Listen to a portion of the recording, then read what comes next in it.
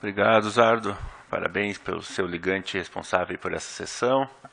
A posição aí no meio de grandes esferas da cardiologia e arritmia. Bom dia a todos. Nossa missão hoje é falar um pouquinho sobre essa síndrome de Wolff-Parkinson-White, quais são os sinais de risco que a gente pode estar relacionados a ela, né? E o que fazer frente a isso. Então vamos começar com o caso clínico. O paciente de 25 anos de idade chega no pronto-socorro com palpitação taquicárdica, teve um pouco de náusea, e ela já sabe que tem uma pré-excitação ventricular, ela fala, eu tenho Wolff-Parkinson-White. E o médico olhou aquele eletro, o eletro a princípio não demonstra uma pré-excitação ventricular, e o colega fala para o paciente, olha, para o outro médico, o cardiologista mais experiente, né, discutiu com o médico recém-formado e falou, o paciente provavelmente tem uma via acessória intermitente, de baixo risco, como não está agora em vigência de taquicardia, vamos dar alta para esse paciente. Uma semana depois, essa paciente retorna, e retorna um pouquinho mais legal o eletrocardiograma dela, demonstrando uma fibrilação atrial com uma condução aberrante. Então, frente a isso, a gente tem que tentar ter algumas definições do que a gente está falando, né? Então, a gente está falando de uma doença que ela tem uma conexão que passa do átrio para o ventrículo, e que faz a resultante dessa pré-excitação dos nossos ventrículos. Ela pode causar taquicardias tanto supraventriculares quanto fibrilação atrial. Ela aumenta o risco de morte súbita, ela pode ser diagnosticada em qualquer idade.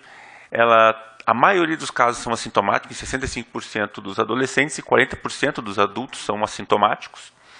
E a maioria dos pacientes tem coração normal.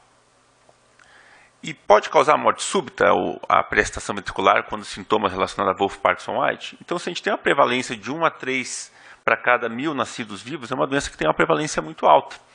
E ela pode desenvolver taquicardia por reentrada nodal em 80% dos pacientes. E 20% dos pacientes fazem fibrilação atrial, que é o grande problema dessa via. Quando a gente tem uma fibrilação atrial e o paciente tem uma condução com período refratário curto, ela pode pegar um átrio que está batendo a 300 batimentos por minuto e passar essa informação para o ventrículo, que é o nosso desenho, vai mostrar daqui a pouquinho, e isso pode causar uma fibrilação ventricular. Então, sim, a gente tem um risco de morte súbita associada a ela, que é 1% das causas de morte súbita, mas é o que eu falo para o paciente, às vezes 1% você só precisa ter uma chance de morte súbita, né? Se ela acontecer com você, não é tão legal. Então, essa conexão que existe entre o átrio e o ventrículo, ela possibilita essa conexão. E a forma que o paciente pode ter morte súbita é justamente isso. Quando ele tiver uma fibrilação ventricular, fibrilação atrial, e essa condução for muito rápida para o ventrículo. Então, essa é a única forma do paciente que tem uma via acessória manifesta poder morrer dessa doença, basicamente. O problema é que essa doença, para nós, eletrofisiologistas que tratamos adultos, ela está quase numa era de extinção. Porque nos anos 90, 2000, 2010...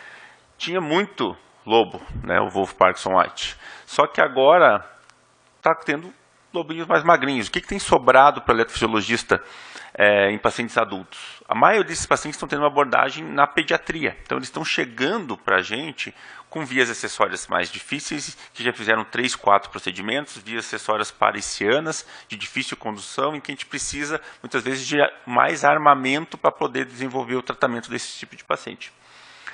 Vamos para um conceito importante. Se a gente analisar esses dois eletros, vocês podem dizer qual paciente tem um risco maior? Então, às vezes, isso não tem qualquer tipo de relação com o grau de pré-excitação que o paciente tem. Isso é um conceito que gera muita dúvida e muito aluno nosso pergunta isso. O que tem essa correlação é a seguinte. Esta via de cima, ela é uma via acessória mais à direita. Então, ela é mais perto do nó sinusal. A via acessória ela vai conduzir antes do nó AV. Então, se ela conduz antes do nó AV, ele vai ter essa barriguinha maior, que é a precipitação. Então, não quer dizer que isso é uma via acessória de maior risco. Bem como uma via acessória esquerda, ela é longe do nó sinusal. O nó AV conduz primeiro e depois conduz pela via acessória na maioria dos casos. E isso faz com que você tenha um eletrocardiograma em que a pré-excitação não seja tão manifesta. Então, não tem a ver o risco com o grau de pré-excitação. O que tem a ver é um item que a gente vai falar na sequência. Então, a minha pergunta é, existem alguns fatores que são associados ao aumento de risco de morte súbita? Sim. Grandes trials como esse, que fez um guideline manejando esse tipo de pacientes, avaliando toda a história das pré-excitações, mostra pacientes de sexo masculino, pacientes que têm taquicardias induzidas, pacientes que têm múltiplas vias acessórias. A gente encontra, às vezes, no eletrofisiológico, no estudo, mais de uma via acessória. E o principal aqui, que é a capacidade dessa via acessória conduzir de forma rápida por essa via acessória. Então, temos alguns métodos de estratificação. Será que eles são bons o suficiente para isso? Vamos pensar. O teste ergométrico, muito comentado, será que ele é um bom preditor para a gente tratar esse paciente e falar com certeza você não tem risco? Na verdade, o que acontece? O mecanismo é que no exercício o cálcio faz um aumento de frequência do nó sinusal e vai melhorar a condução pela via acessória e pelo nó AV. O que faz que o grau de pré-excitação vai depender muito da localização da via. Então ele pode ser o método falho no teste ergométrico. E aí você pode falar, o paciente que tem uma perda abrupta da pré-excitação, durante o exercício ele tem se mostrado ser um paciente de baixo risco.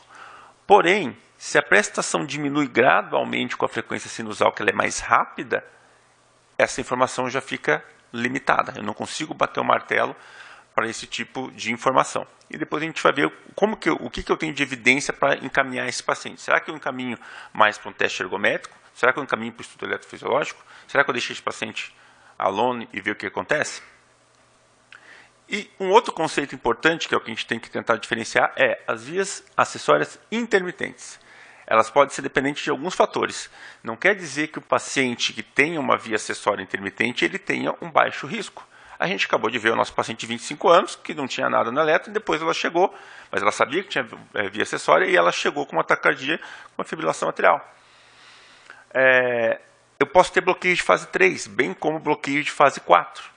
Que vai alcançar a despolarização diastólica mais lenta e o paciente perde a via acessória de forma intermitente. Períodos de bradicardia, não tenho via acessória. Períodos de taquicardia, eu posso ter a via acessória mais manifesta, a depender desse raciocínio da distância da via acessória que a gente vai ter. Então, para isso, o que a diretriz fala para a gente?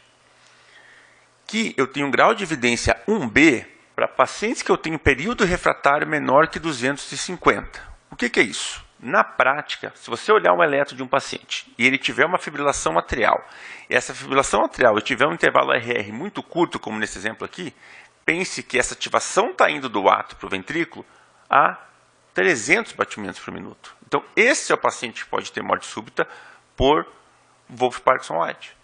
Como que a gente vê isso? Por estudo eletrofisiológico, a gente pode fazer impulsos dentro do coração e manda um extra estímulo, um batimento extra mais curto.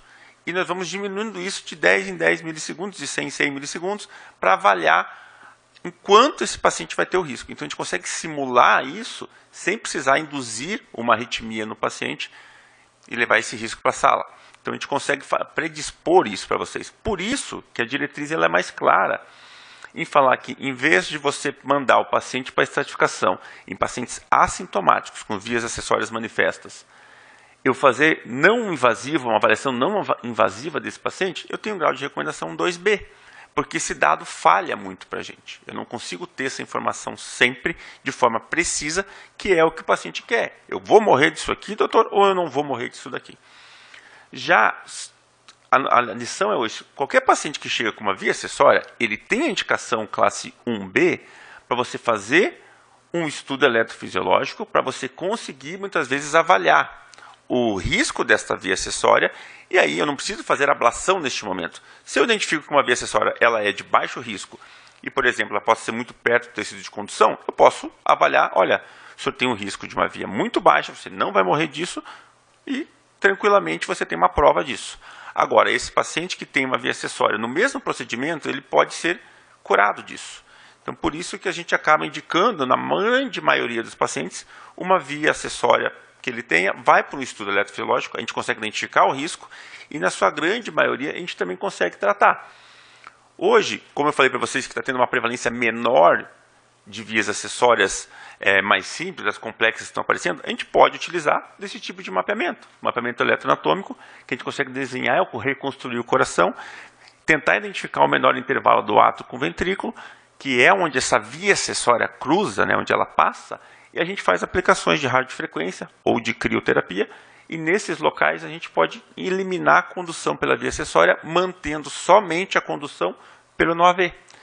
E isso a longo prazo vai ser muito bom para o paciente, porque esse tipo de enfermidade vai limitar muito também a parte social, trabalhista do paciente, que ele vai ter um alerta que tem uma via acessória, ele já não vai conseguir fazer um concurso público, vão falar que ele tem uma doença pré-existente, isso pode atrapalhar, sendo que a gente pode mandar para um estudo eletrofisiológico fazer uma ablação, com altíssima taxa de sucesso, 96% a 98% de sucesso, com 2% de chance de recorrência, e altamente seguro. Então, indicações que a gente deixa para vocês é que as vias acessórias podem ser investigadas de outras formas, sim, porém, estratificação com o estudo eletrofisiológico é o que a gente tem de mais evidência. Obrigado.